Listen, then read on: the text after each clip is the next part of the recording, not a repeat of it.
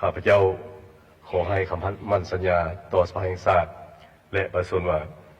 จะปฏิบัติหน้าที่ตามระเบียบกฎหมายด้วยความจงรักภักดีโดยความซื่อสัตย์ยุติธรรมโปร่งใสเคารพและปฏิบัติตามหลักนิติธรรมเฮ็ดให้งานกฎกาเป็นกลไกหนึ่งที่สำคัญเพื่อรับประกันการนำพาของพรรคที่เข้มแข็ง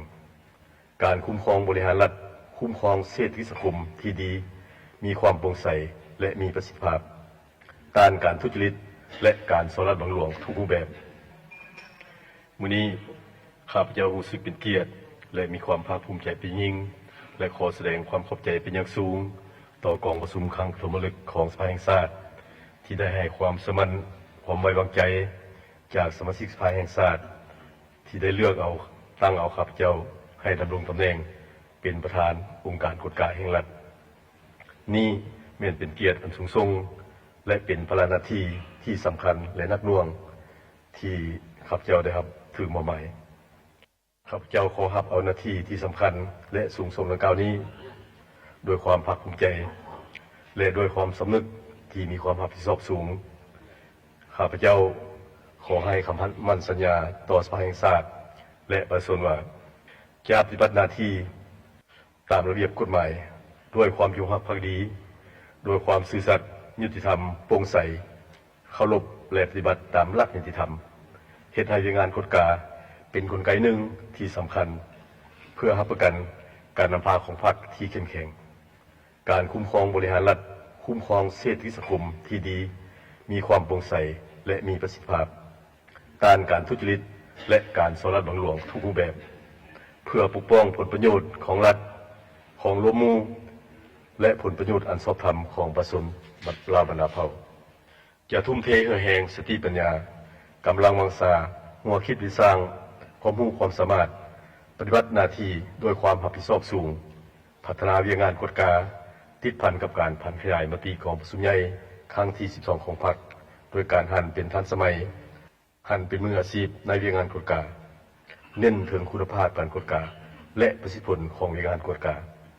จะสืบต่อเสริมขยายมูลเชื่อและผลสำเร็จที่ดีของเวียงานกฎกาในแต่ละรุ่นแต่ละสมัยระยะผ่านมาให้เป็นการต่อยอดต่อเติมเสริมสร้างปรับปรุงบูรณาการจัดตั้งและบุคลากรที่เฮ็ดงานกฎกาให้มีความเข้มแข็งนักแน่นมีจรรยาบรรณจรรยธรรมปฏิบัติหน้าที่ด้วยความถูกต้องยุติธรรมโปร่งใสสามารถตรวจสอบได้ทั้งตนเองและผู้อื่นเพื่อรักษาผลประโยชน์ของประเทศชาติและของประชาชนจะเป็นใจกลางและเป็นกระทุงในการปกปักรักษาเสริมขยายและเต้าโฮมความสามัคคีภายในหมู่คณะสมาชิกพรรคพนักงานรัฐกรที่เฮ็ดงานกฎกาอยู่ในทุกขั้นให้เป็นปึกแผ่นเพื่อสร้างกำลังแห่งสังรวมเข้าในการปฏิบัติหน้าที่เวียงานให้มีประสิทธิผลสูงมาตรฐานที่นับถือนักแพงทั้งหลายเพื่อเฮ็ดสำเร็จหน้าที่ที่สำคัญและนักหน่วงของตนข้าพเจ้าขอให้ห้องมายังการจะตั้งพรรครัฐทุกภาคส่วนองค์การจะตั้งองค์การในรัฐสังคมองค์การจะตั้งมหาชนองค์การตั้งสังคมตลอดฮอดประชาชนบรรดาเผ่า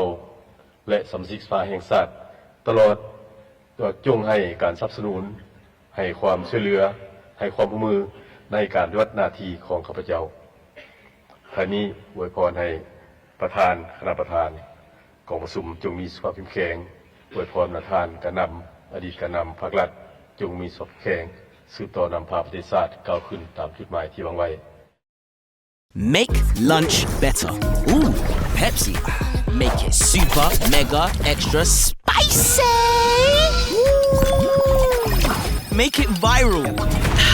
That's better. Your meals better with Pepsi.